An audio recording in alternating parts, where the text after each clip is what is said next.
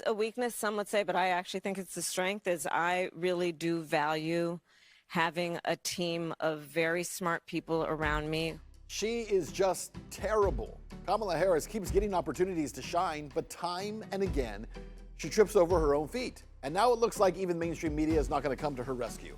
I'm Ben Swan. This is Truth in Media. Focused a lot more on Donald Trump, I think it's fair to say, than she did on many specifics in terms of what she would do. If her goal was to close the deal, they're not sure she did that. Well, Vice President Kamala Harris was on stage last night at her CNN town hall with Anderson Cooper. And while she did not hold back in calling Trump unfit and unstable, it's really what she didn't say that's getting all the attention. Is there something you can point to in your life, political life, or in your life in the last 4 years that you think is a mistake that you have learned from? I mean, I've made many mistakes, and they range from, you know, if you've ever parented a child, you know you make lots of mistakes too. In my role as vice president, I mean, I've probably worked very hard at making sure that I am well versed on issues. Here's the thing. It's not like she's caught off guard here. Harris faces the same 5 freaking questions every time she's interviewed. But the truth is, in her own words, she just can't answer them. I may not be quick to have the answer as soon as you ask it about a specific policy issue sometimes, because I'm going to want to research it. I'm going to want to study it. Imagine running for president and saying, I can't tell you what I'm going to do because I need to research it first. Okay, fine. Then go research it. And when you know, then run for president. Which is why her campaign has devolved to calling Trump names and saying he loves Hitler.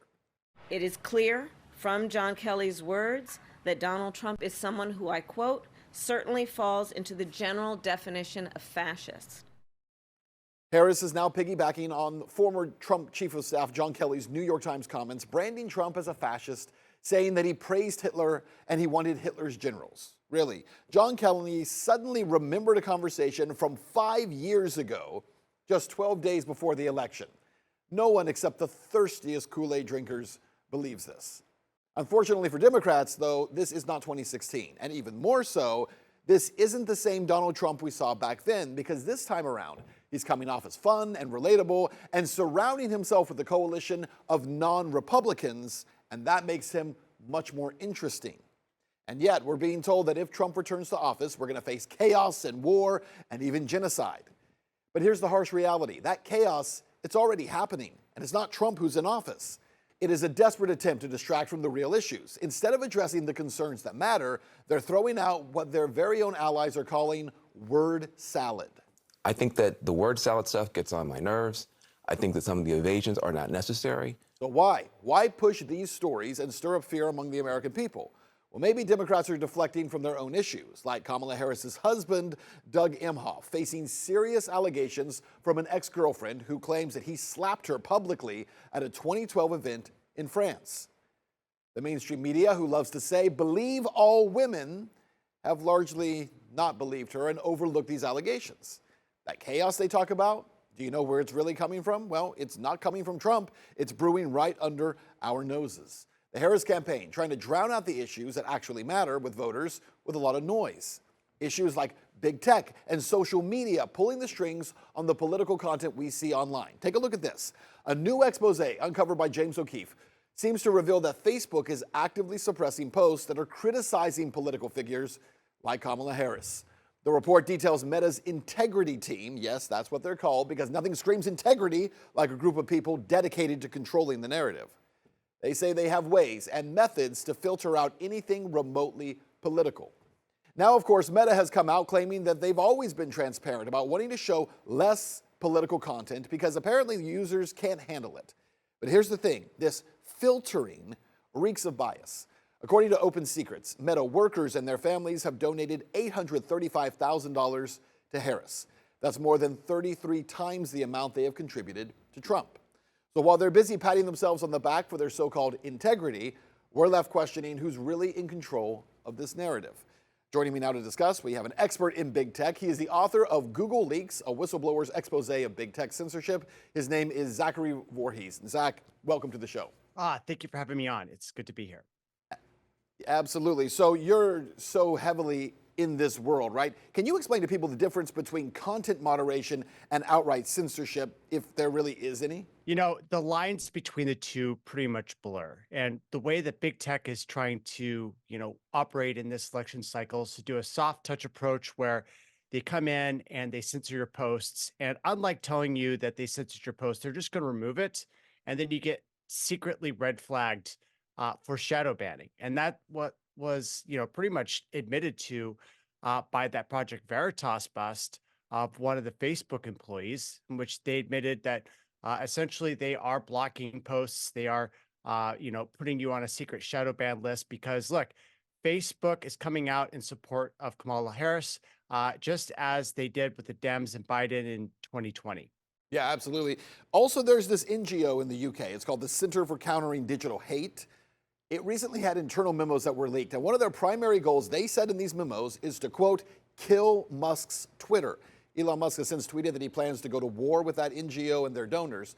Why is there so much pressure specifically to censor X as a platform, especially when we see that obviously Elon Musk has aligned himself very closely with Donald Trump? But is this a long-term strategy to say, listen, if anyone in the tech world is aligned with the wrong group, we've got to kill it?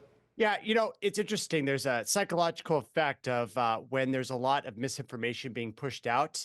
In order for everyone to believe it, you can't have any dissenting voices. It's called the Ash experiment. And right now, Twitter, as a giant, free speech platform, is allowing people to have that dissent and calling out, the hypocrisy of the government with the open borders and the inflation and giving, spending our money to house migrants. And that's obviously wrong. And if everyone goes along with it, then there's a consensus that builds. And once you have dissent where people come out and are able to, say, this isn't right, this is ridiculous, this is a waste of money, what are they doing? Then other people say, you know what, that's right. And as long as a platform like, X is allowed to have that unfettered speech, then people see through, the mirage of what the globalists are doing, and that's really bad for America. And so if they want to get their agenda through, they have to take down X. Zach, tell me about the Ash experiment. What exactly is this? And can you give us some details on how this works? The idea that if you have any dissenting voice allowed, it messes up the whole narrative? Yeah, so there was this famous experiment called the Ash experiment that was run. And what happened is that a subject came into a classroom believing that everyone else was also someone that was brought in as a subject, but it turns out everyone else were actors and that they were the only test subject. And the actors in the class were instructed to give the exact same wrong answer. And so when a teacher came up and drew a bunch of lines and said, pick the shortest line, all the actors gave the wrong number. And as long as every single other person gave the same wrong answer, the actual subject also complied 66% of the time. Now, here's what's really interesting. As soon as there was one other dissenting voice that called out the right answer, that bias was broken and the subject also gave the correct answer as well. And so for these technocrats that are trying to push through their agenda, they really they can't have any dissenting voices. It's intolerable. And so that's the reason why they're coming after X, is because if you can get rid of all dissent, then the agenda works. And if it doesn't, if they can't do that, then unfortunately, they can't get their message across. And that's what we see here. All you need is one dissenting voice and it all falls apart. Yep. Zach Voorhees, thank you so much for joining us. Thank you.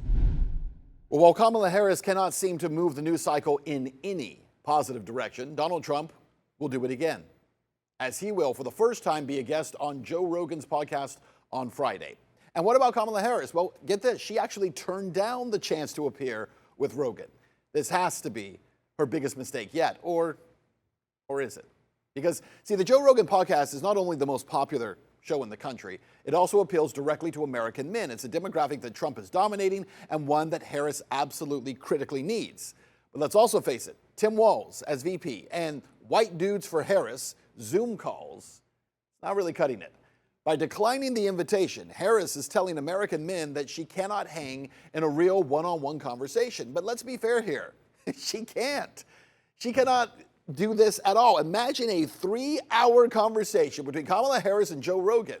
She'd have to get up and leave at some point. Meanwhile, Trump's appearance with Rogan is sure to dominate the weekend headlines. That is our show. You can catch all of our latest coverage on the race. Check us out on X at @truth_in_media. And you can watch all of our full episodes right now at truthinmedia.com.